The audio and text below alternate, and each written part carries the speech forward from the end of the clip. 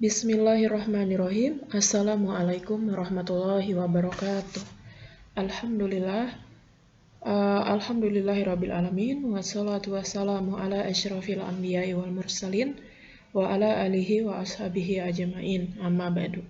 Pertama-tama, marilah kita panjatkan puji syukur kita kehadirat Allah Subhanahu wa taala yang mana atas limpahan rahmat serta karunia-Nya hingga hari ini kita masih diberikan kesehatan oleh Allah Subhanahu wa taala dalam rangka untuk belajar via daring ya.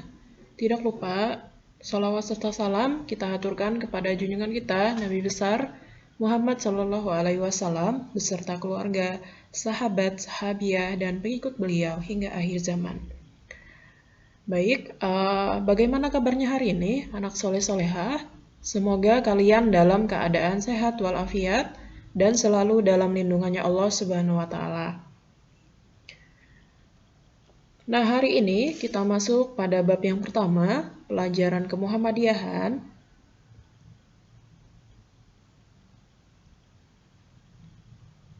Tentang perguruan Muhammadiyah.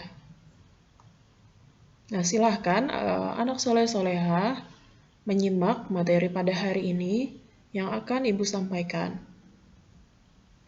Sejarah perguruan Muhammadiyah berdiri.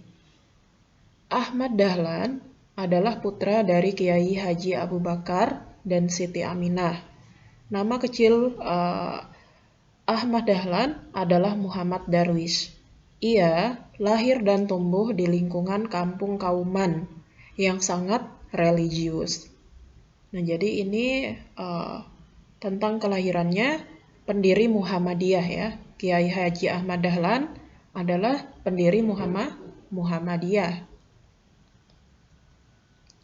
Nah, semangat belajarnya yang tinggi membuat Kiai Haji Ahmad Dahlan tersebut terus belajar dari satu guru ke guru yang lainnya. Ketika ia berkesempatan menunaikan ibadah haji ke Tanah Suci, ia pun tidak menyia-nyiakan waktunya untuk belajar kepada para ulama di Makkah. Nah, karena di Makkah itu banyak sekali ya para ulama-ulama yang sangat luar biasa di sana, sehingga kesempatan untuk ke Tanah Suci dijadikan dijadikan semangat ya, semangat yang sangat luar biasa bagi Kiai Haji Ahmad Dahlan. Nah, kesempatan Darwis ya, tadi nama kecilnya Ahmad Dahlan tadi namanya Darwis. Ya, jadi kesempatan Darwis menunaikan ibadah haji yang pertama setidaknya memiliki dua nilai penting.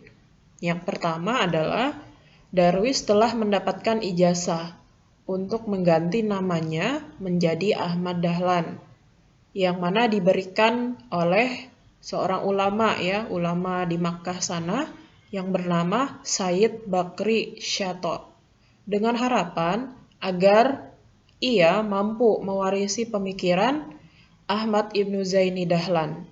Jadi Ahmad Ibnu Zaini Dahlan adalah salah satu seorang tokoh atau ulama yang terkenal dan paling disegani di Mekah.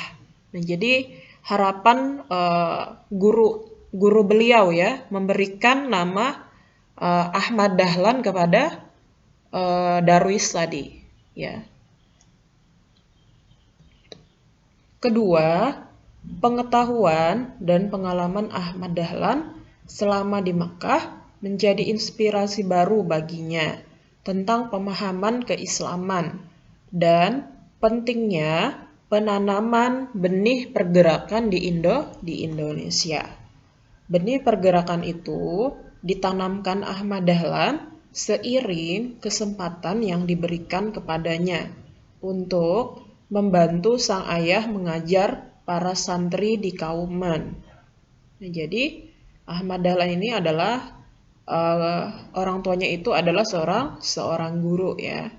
Jadi beliau membantu ayahnya untuk mengajar para santri di Kauman, di tempat kelahiran beliau.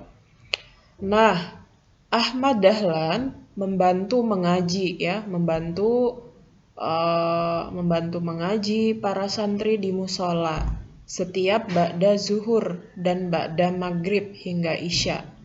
Ahmad Dahlan saat itu dijadikan asisten pribadi oleh ayahnya beliau.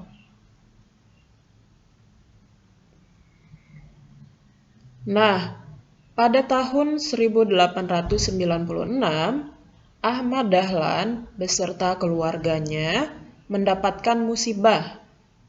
Jadi keluarga beliau mendapatkan musibah, yaitu ayahnya beliau wafat ya, meninggal. Setelah sang ayah wafat, Ahmad Dahlan diminta untuk menggantikan jabatan dan tugasnya sebagai khatib Masjid Agung Kauman di Yogyakarta. Amanah yang diberikan kepadanya dijalankan dengan baik dan ia juga menunaikan tugas-tugas yang telah ditetapkan. Beliau mengajarkan agama Islam kepada siapa saja ya. Jadi tidak memandang dari suku orang kaya saja ya dan lain sebagainya, tapi Kiai Haji Ahmad Dahlan ini mengajarkan agama Islam itu kepada siapa saja yang singgah di Kauman tersebut. Nah, sehingga masyarakat di Kauman sana memberikan beliau itu gelar yang diberi nama Kiai. Nah, jadi beliau diberi gelar Kiai sehingga namanya beliau menjadi Kiai Haji Ahmad Dahlan. Nah, jadi nama gelar Kiai itu dari masyarakat yang telah memberi nama tersebut karena beliau sering mengajarkan agama Islam ya, mengajarkan ilmu-ilmu agama di sekitar Kauman ya, seperti itu. Nah, selain mengajarkan agama Islam di Masjid Agung Kauman, Kiai Haji Ahmad Dahlan juga mulai melaksanakan gerakan pendidikan. Nah, satu di antara sebab yang mendorong Kiai Haji Ahmad Dahlan memprakarsai dan mendirikan gerakan pendidikan adalah adanya bentuk dan sistem pendidikan yang ada pada saat itu belum memuaskan bagi kepentingan masyarakat, terutama umat Islam. Nah, pada waktu itu di Indonesia terdapat dua macam ya. Jadi ada dua macam bentuk dan sistem pendidikan, yaitu pondok pesantren tradisional dan sekolah Belanda. Nah, sehingga nanti ada terobosan-terobosan baru ya yang diprakarsai oleh Kiai Haji Ahmad Dahlan ya, seperti menggunakan meja ya, menggunakan papan tulis ya, dan lain sebagainya. Mengambil perpaduan dari pendidikan pondok pesantren dan sekolah Belanda. Nah, untuk lebih lanjutnya akan Ibu sampaikan pada pelajaran selanjutnya ya. Demikian, semoga bisa kalian pahami. Bila ada yang ditanyakan, silakan langsung chat Ibu ya.